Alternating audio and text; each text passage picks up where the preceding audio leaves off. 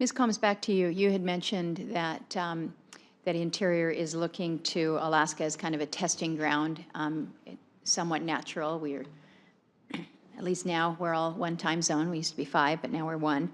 But we have, as you know, a significant department presence there, and we have consolidated regional office locations. So it's a good place to start. Can you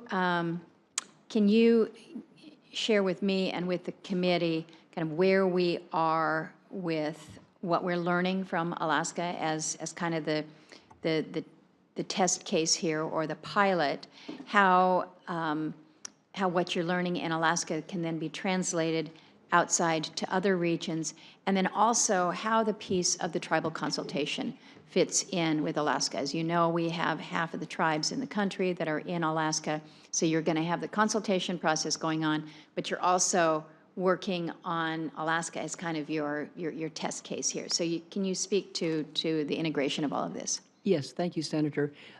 What is going on in Alaska is actually very, very interesting, and this is what I would call a bottoms-up effort.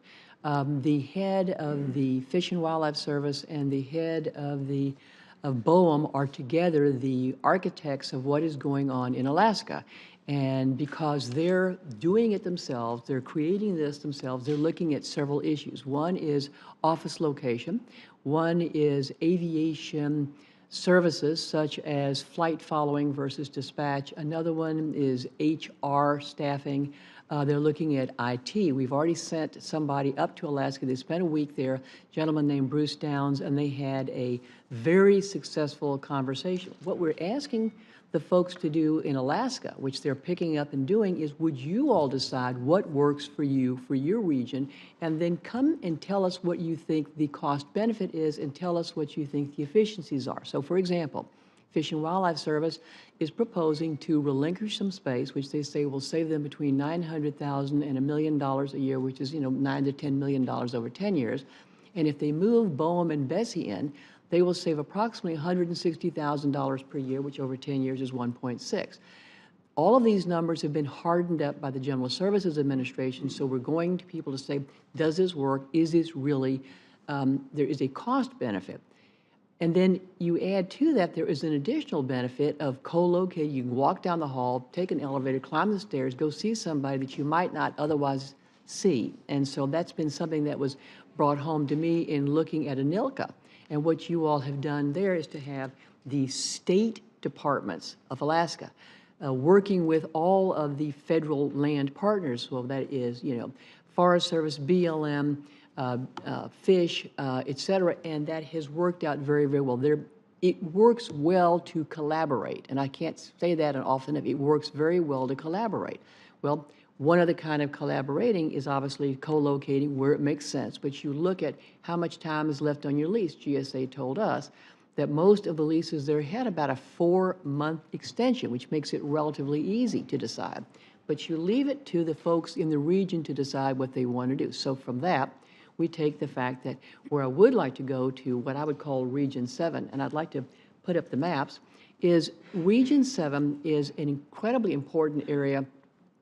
It is where the West begins. So it is New Mexico and Colorado and Wyoming and Utah. And that is what we're finding out in Alaska is if the people at the table, the design table, the drafting table for the plan get excited about it, then that carries over, and then they get the great feedback from all of the internal and external stakeholders. And so in that perspective, they're talking to the BIA folks. BIA folks, in fact, have already approached them. They want them to take on some of their HR functions. And so that's really kind of a local menu design with the Alaskan Natives is what would you like to do? Well, we'd really like to pick one from, option A on the menu, one from B. No, we don't like this one, we'll pick it. And so that's what they're already doing. It's bubbling up from the bottom. And I think that's not only healthy, I think it's really smart. Well, I think it's also very foreign in the sense that more often than not, we're basically told what will be coming to us or what will happen to us or what the structure will look like. And every now and again, you get somebody that will say, oh, we'll give you a little bit of flexibility here to design it yourself. but it's more on paper than actuality.